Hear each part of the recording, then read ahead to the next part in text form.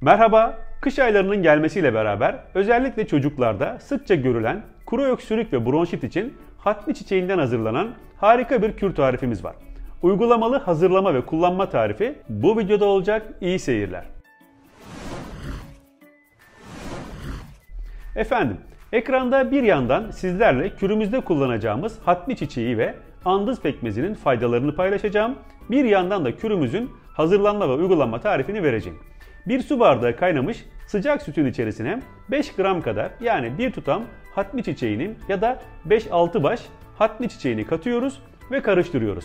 5 dakika bekledikten sonra süzerek günde 2 kez, her seferinde taze hazırlanmak şartıyla sabah kahvaltısından ve akşam yemeğinden 30 dakika önce yudum yudum içiyoruz. Tatlandırmak için içerisine şeker ve benzeri hiçbir şey eklemiyoruz. Çocuklara içirmekte zorlanırsak eğer ılıdıktan sonra bir çay kaşığı kadar bal ekleyebiliriz. Benim bu videoda kullandığım hatmi çiçeği biraz rengini kaybetmiş.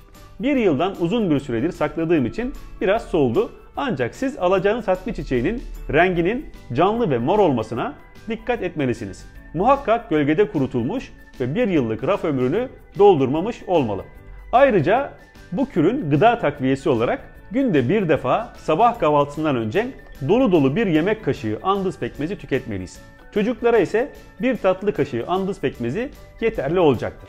Andız pekmezini akşam tüketmiyoruz efendim, çünkü uykusuzluk yapabilir.